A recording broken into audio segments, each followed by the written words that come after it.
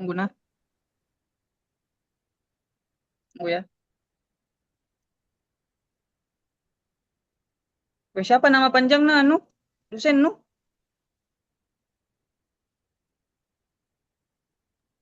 Panjang nama tadi ku dengar. Siapa itu lagi?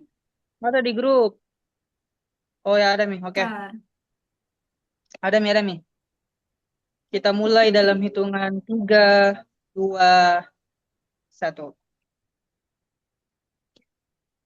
Baiklah. Bismillahirrahmanirrahim. Assalamualaikum warahmatullahi wabarakatuh. Selamat malam Waalaikumsalam teman-teman semuanya. warahmatullahi wabarakatuh. Yang terhormat Ibu Dwi Reski Anandari Sulaiman, SPSI MSI, selaku dosen pengampu mata kuliah Etika Profesi, dan teman-teman Tekomc yang saya hormati.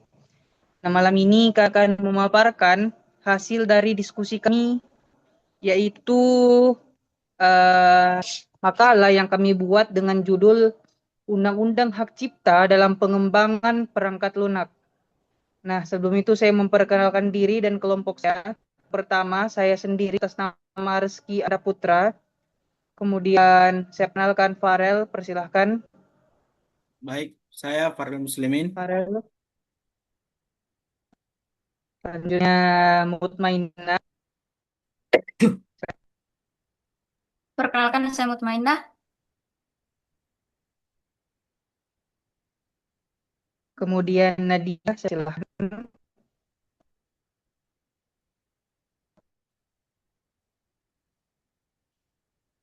Ya,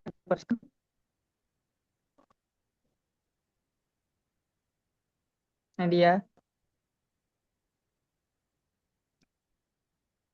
Fadel, silahkan Fadel. Perkenalkan nama saya Muhammad Fadel. Oke. Selanjutnya kami akan memaparkan materi dan judul seperti yang sebelumnya disebutkan, yaitu Undang Hak Cipta Pengembangan Perangkat. Oke, jadi pada materi pertama dibawakan oleh Nadia. Untuk Nadia saya persilahkan.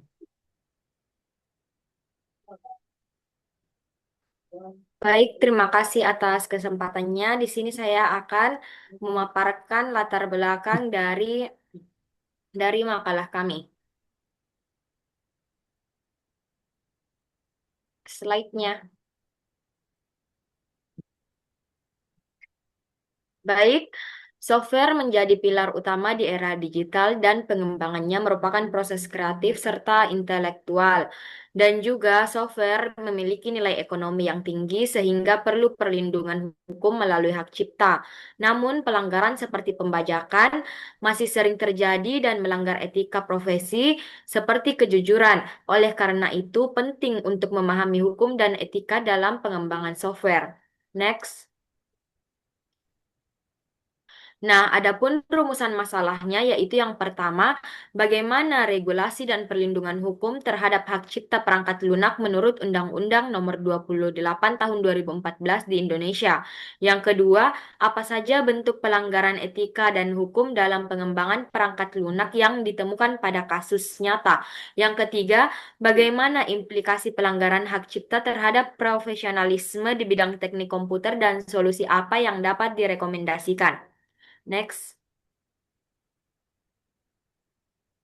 Kemudian tujuan dari penulisan ini yaitu yang pertama, menjelaskan landasan hukum dan batasan hak cipta bagi pengembang perangkat lunak agar selaras dengan regulasi di Indonesia. Yang kedua, menganalisis kasus nyata pelanggaran hak cipta untuk mengidentifikasi prinsip etika yang dilanggar serta pihak-pihak yang terdampak. Yang ketiga, merumuskan rekomendasi tindakan profesional bagi praktisi teknik komputer guna mencegah terjadinya pelanggaran hak cipta di masa depan. Baik, terima kasih. Saya kembalikan kepada moderator.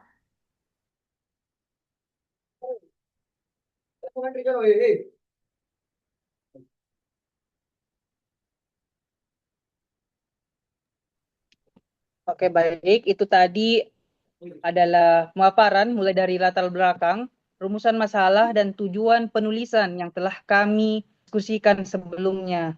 Nah, selanjutnya materi itu kita akan dilanjutkan oleh rekan saya Mutmainah. Untuk itu saya persilahkan. Baik, saya akan menjelaskan tentang definisi dan ruang lingkup hak cipta perangkat lunak. Yang pertama yaitu berdasarkan Undang-Undang Nomor 28 Tahun 2014 tentang Hak Cipta, program komputer didefinisikan sebagai sekumpulan instruksi yang diwujudkan dalam bentuk bahasa, kode, skema, atau bentuk apapun agar komputer bekerja. Yang kedua yaitu hak cipta bersifat deklaratif dan masa berlaku atau perlindungan hukum. Next. Kemudian, aspek hukum dalam dunia digital. Dalam konteks digital, perlindungan hak cipta menghadapi tantangan berupa pembajakan software. Pembajakan ini sering terjadi karena harga perangkat lunak asli yang relatif mahal, sehingga memicu munculnya salinan ilegal. Selain undang-undang hak cipta, aspek hukum di dunia digital juga berkaitan dengan integritas data dan tanggung jawab pengembang dalam memastikan produknya tidak melanggar hak orang lain. Next.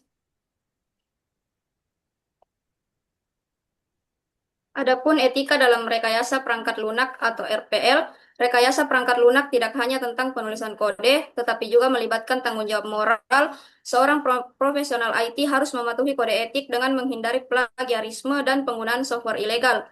Prinsip kejujuran intelektual menjadi dasar dalam pengembangan software yang etis. Baik, saya kembalikan ke moderator. Baik, itu tadi pemaparan materi dari Butmainah, yaitu definisi ruang lingkup hak cipta perangkat lunak, aspek hukum dan etikanya, etika dalam rekayasa perangkat lunak. Nah, materi berikutnya akan dibawakan oleh Fadel, yaitu jenis-jenis dan materi lainnya. Untuk itu saya persilahkan. Silakan Fadel. Baik, terima kasih atas kesempatannya.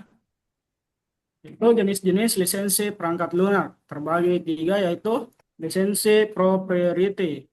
Itu pembatasan hak cipta pada software berbayar seperti pada Oracle.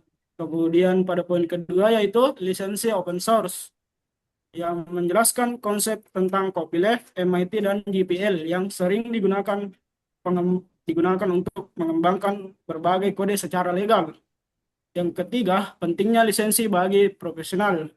Ini menjelaskan bahwa bagian dari tanggung jawab profesional untuk menghindari pelanggaran HKI. Next. Kemudian pada deskripsi kasus Google LLC versus Oracle America Inc. Itu kasus ini terjadi pada saat Google mengembangkan Android dengan menyalin sebagian kode API Java milik Oracle. Oracle kemudian menggugat karena menganggap sebagai pelanggaran hak cipta. Namun Google berargumen bahwa penggunaan tersebut serius untuk mendukung interoperabilitas. Next. Analisis masalah etika dan hukum, yaitu masalah etika yang terjadi adalah dilema antara perlindungan hak ekonomi pencipta, yaitu Oracle, dengan kebutuhan inovasi seperti interoperabilitas perangkat lunak bagi publik. Kemudian pihak yang terdampak adalah Google, Oracle, komunitas pengembang perangkat lunak, serta pengguna akhir sistem operasi Android. Kemudian yang ketiga, prinsip etika yang dilanggar, yaitu tanggung jawab profesional dan keadilan dan kejujuran. Baik, itu saja saya serahkan ke moderator. Oke, itu tadi penyampaian materi dari Fadel tentang jenis-jenis lisensi perangkat lunak dan membahas sedikit deskripsi kasus nyata yang terjadi di dunia sekarang ini, yaitu Google LLC yang versus Oracle America Incorporation. Nah, kemudian materi berikutnya yaitu analisis berdasarkan kasus tadi tentang undang-undang hak cipta. Untuk itu, kepada Farel saya persilahkan. Baik, terima kasih atas waktunya yang diberikan dari moderator. Langsung saja, analisis berdasarkan UU Hak Cipta, yaitu dalam hukum Indonesia, program komputer dilindungi sebagai karya tulis menurut Undang-Undang Nomor 28 Tahun 2014. Namun, dalam kasus Google versus Oracle, Mahkamah Agung menyatakan penggunaan API termasuk fair use. Hal ini karena hanya digunakan seperlunya untuk mendukung sistem baru tanpa merugikan pasar Oracle. Dan selanjutnya itu rekomendasi bagi profesional teknik komputer. seorang profesional harus bertindak dengan memahami lisensi. Yang pertama itu selalu memeriksa jenis lisensi seperti GNU, MIT, atau proprietary sebelum menggunakan kode sumber atau API pihak lain. Dan yang kedua itu transparansi, mencantumkan sumber atau memberikan atribusi jika menggunakan komponen yang memiliki hak cipta. Dan yang ketiga itu ada inovasi tanpa plagiasi, mengedepankan pembuatan kode orisinal dan hanya menggunakan kode pihak lain dalam batas fair use yang digunakan hukum untuk tujuan edukasi atau interoperabilitas. Dan selanjutnya itu dampak putusan kasus Google versus Oracle terhadap industri perangkat lunak. Putusan Mahkamah Agung Amerika Serikat yang memenangkan Google memberikan dampak yang signifikan dan luas bagi ekosistem pengembangan perangkat lunak secara global, dan dampaknya itu yang pertama kepastian inovasi dan interoperabilitas. Keputusan bahwa penyalinan API termasuk dalam fair use memberikan napas lega bagi para pengembang untuk menciptakan aplikasi yang dapat berinteraksi dengan sistem lain tanpa ketakutan akan tuntutan hukum yang melumpuhkan inovasi. Yang kedua itu ada standarisasi pengembangan software. Industri kini memiliki kejelasan bahwa elemen fungsional seperti deklarasi kode yang diperlukan untuk menjalankan perintah dasar tidak dapat dimonopoli secara eksklusif oleh satu perusahaan besar, sehingga mencegah terjadinya fragmentasi teknologi yang berlebihan. Dan yang ketiga itu keseimbangan antara perlindungan dan pemanfaatan. Kasus ini menegaskan bahwa tujuan utama hak cipta bukan hanya memberikan keuntungan ekonomi maksimal bagi pencipta seperti Oracle, tetapi juga untuk mempromosikan kemajuan ilmu pengetahuan dan seni yang bermanfaat bagi publik luas. Dan yang terakhir ada pergeseran paradigma etika. Para profesional IT kini dituntut untuk lebih teliti dalam membedakan antara implementing kode, logika unik yang sangat dilindungi, dan deklarasi kode antarmuka fungsional guna memastikan kepatuhan terhadap prinsip kejujuran intelektual. Dan yang terakhir itu relevansi kasus dengan implementasi Undang-Undang Hak Cipta di Indonesia. Yang pertama, perlindungan fungsionalitas. Di Indonesia, perlindungan diberikan pada kode sumber atau source code yang nyata. Namun doktrin mengenai elemen fungsional seperti API masih terus berkembang. Dan yang kedua itu pencegahan monopoli digital. Dengan merujuk pada semangat fair use, pengembangan lokal didorong untuk tetap kreatif dalam melakukan reverse engineering yang legal demi kepentingan edukasi atau keamanan sistem, selama tidak merusak pasar ekonomi pencipta asli secara signifikan. Dan yang ketiga ada tanggung jawab etis pengembangan. Profesional teknik komputer di Indonesia harus menjadikan ini sebagai pelajaran untuk selalu mendokumentasikan penggunaan kode pihak ketiga dan memastikan penggunaan tersebut tidak melanggar hak yang diatur dalam Undang-Undang Hak Cipta Nasional. Baik, terima kasih. Itu saja dari saya. Saya kembalikan kepada moderator. Oke, terima kasih kepada Farel. Itu tadi penjelasan dan dampak kasus nyata yang telah diberikan.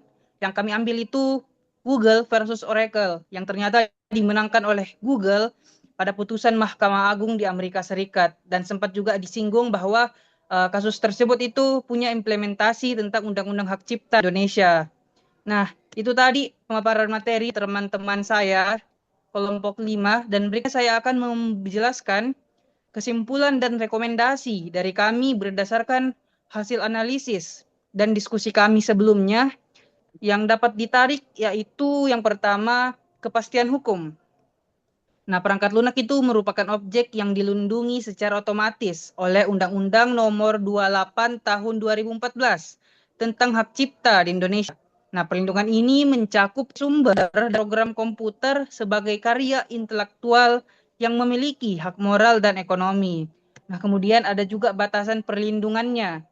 seperti kasus sebelumnya, kasus Google versus Oracle, dia itu menunjukkan bahwa meskipun perangkat lunak dilindungi, terdapat konsep fair use atau penggunaan yang wajar untuk elemen fungsional yang seperti API demi kepentingan interoperabilitas dan inovasi teknologi.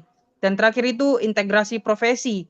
Pelanggaran hak cipta dalam pengembangan perangkat lunak bukan hanya masalah kerugian finansial saja, tetapi juga bentuk pelanggaran etika profesional yang dapat merusak ekosistem industri digital.